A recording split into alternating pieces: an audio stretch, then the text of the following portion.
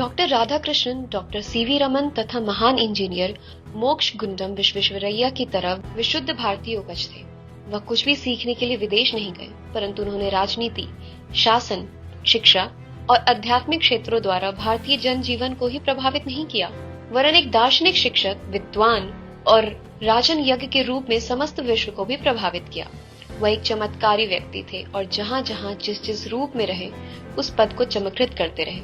Doctor Radhakrishnan का असली गांव सर्वपल्ली था, परंतु इनसे 2 पीढ़ी पहले ही परिवार वहां से तिरुतनी गांव आ गया था। सर्वपल्ली और तिरुतनी भी आसपास में थे, मद्रास से केवल 40 से 50 मील की फासले पर। बाद में डॉक्टर राधाकृष्णन मद्रास के निवासी बन गए। पिता श्री वीर स्वामी पुरोहितई के साथ शिक्षक का कार्य भी करते थे, इसलिए उन्हें धर्म और शिक्षण कार्य विरासत में ही मिली थी। डॉक्टर राधाकृष्णन का जन्म 5 सितंबर 1888 को हुआ था। 12 वर्ष की आयु तक वह अपने गांव में ही रहे और पिता ने ही उन्हें आरंभिक शिक्षा दी। उसके बाद एमए तक की शिक्षा वेलोर में ली और बाद में मद्रास के क्रिश्चियन कॉलेज में पढ़े। क्रिश्चियन कॉलेज काफी प्रसिद्ध था और वहां से कई अन्य प्रमुख व्यक्तियों ने भी शिक्षा प्राप्त की थी। मिशनरी संस्थाओं में शिक्षा प्राप्त करने के 2 प्रभाव हुए, एक तो अंग्रेजी भाषा पर अधिकार और दूसरा हिंदू धर्म के संबंध में सोचने का अवसर, जिसने धीरे धीरे आस्था का रूप धारण कर लिया।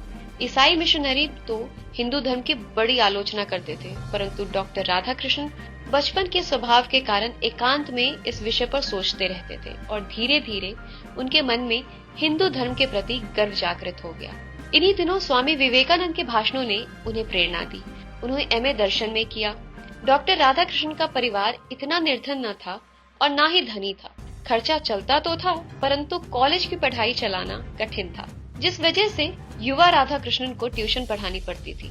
वो अपने से नीचे की कक्षाओं के विद्यार्थियों को ट्यूशन पढ़ाते थे और अपना खर्च चलाते थे। पढ़ाई के बाद वह 1908 में मद्रास प्रेसिडेंसी कॉलेज में असिस्टेंट प्रोफेसर हो गए। डॉक्टर राधाकृष्णन ने 1917 तक मद्रास प्रेसिडेंसी कॉलेज में अध्यापन कार्य किया, परंतु इस अवधि में उन्होंने अनेक भाषण और अनेक विदेशी पत्र पत्रिकाओं में विविधता पूर्वक लेख लिखने आरंभ किया, जिसकी वजह से धीरे धीरे उनकी ख्याति देश विदेश में फैलने लगी।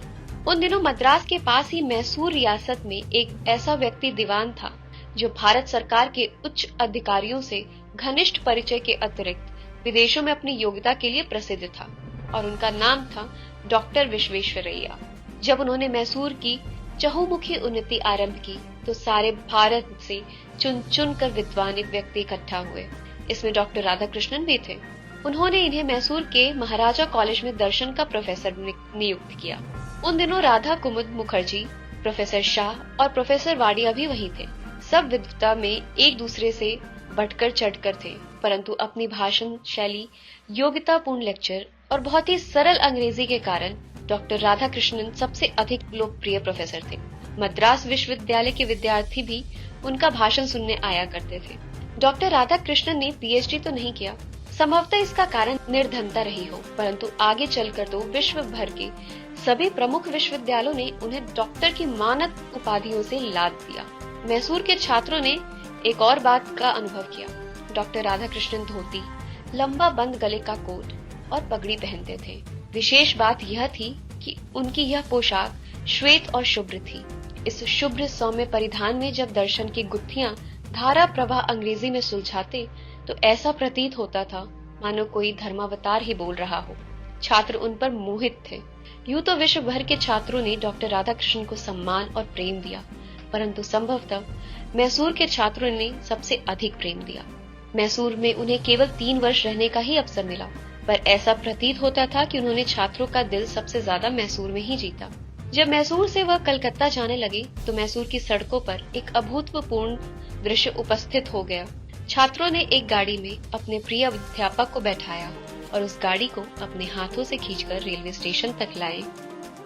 ये वीडियो आपको कैसा लगा हमें कमेंट करके जरूर बताएं। साथ ही वीडियो को लाइक या शेयर करना ना भूलें। इसी तरह की तमाम रोचक और अनसुनी कहानियों के लिए हमारे चैनल को जरूर सब्सक्राइब करें और साथ ही बेल आइकन को भी टैग करें ताकि आप हर अपडेट पे बने रहें।